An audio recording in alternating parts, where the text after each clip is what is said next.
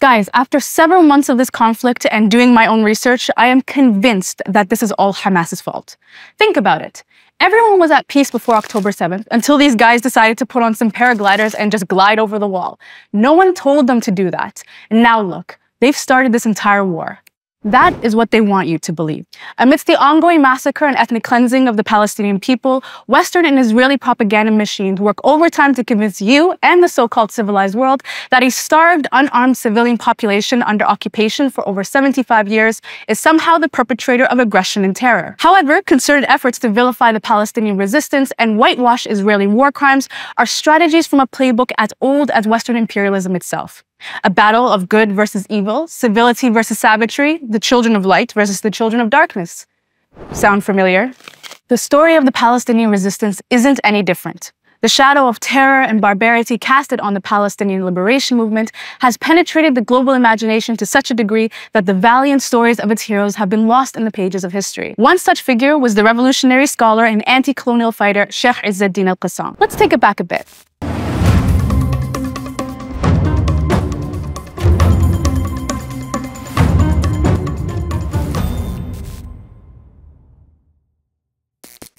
Izz ad-Din was born in Syria in 1882. Descended from an illustrious line of scholars in Syria, both his father and grandfather were prominent leaders of the Qadiri Sufi order. Under the tutelage of his teacher, Shaykh Salim, he embarked on his scholarly journey traveling from Cairo to study at al-Azhar. During these formative years, he sat in the circles of notable thinkers such as Muhammad Abdu and Rashid Rida. After completing his studies, Izz ad-Din returned to his hometown of Jebla, devoting himself to rectifying the moral fabric of his society. He encouraged his followers to hold on to regular prayer and fasting as palpable shifts in the political climate of his region began to intensify. The encroaching European empires had their hungry eyes set on Palestine, Syria, and North Africa, just to name a few. As the weakened Ottoman polity began its fight against European incursion, he was deeply disturbed by this blatant act of imperialism. In June of 1912, less than a year after the Italians invaded Libya, he rose to the pulpit one Friday imploring his followers to not only pray for the Ottoman Libyan resistance, but to heed the call of the struggle and to join him in fighting in Libya. In the footsteps of Enver Pasha and Ali Aziz al-Masri, Izz ad-Din and his battle-hardened warriors sailed from Alexandria to Libya, where they fought side by side against the Italians. For a man like Izz ad-Din, Libya was just a warm-up.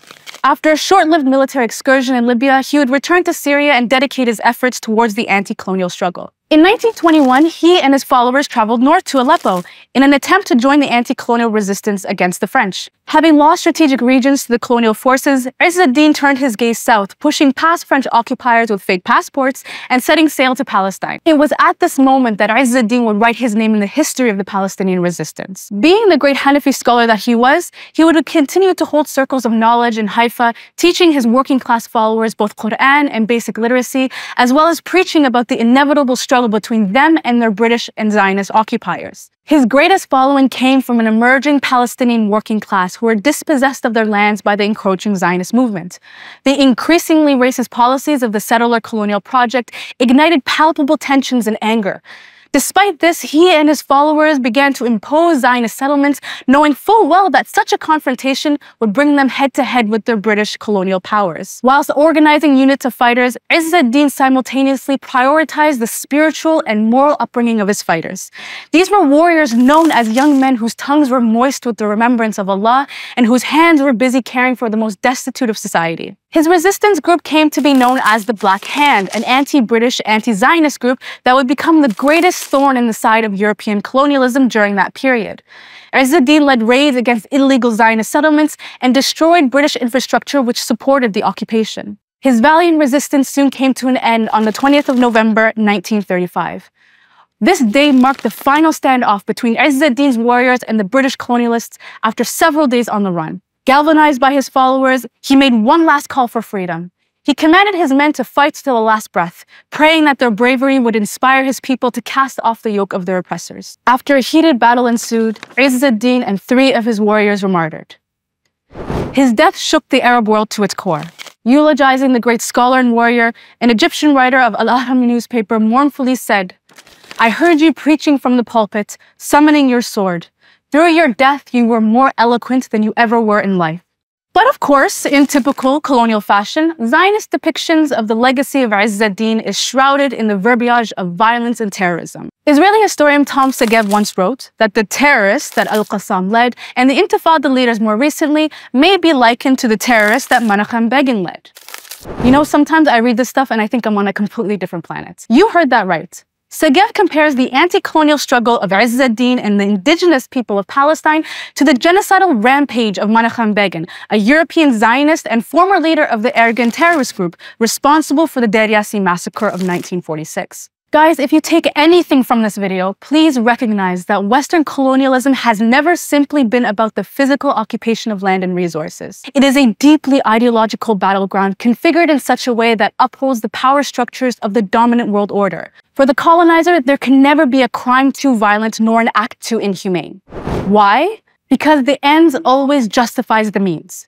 So much so that even Satan himself is probably speechless. Colonial logic operates on the premise of a voiceless, dehumanized subject whose very existence is an inconvenience to greater imperial ambitions. It infantilizes you, yes, you watching this, the colonized subject, by lecturing you on morality and human rights whilst indiscriminately butchering innocent men, women, and children.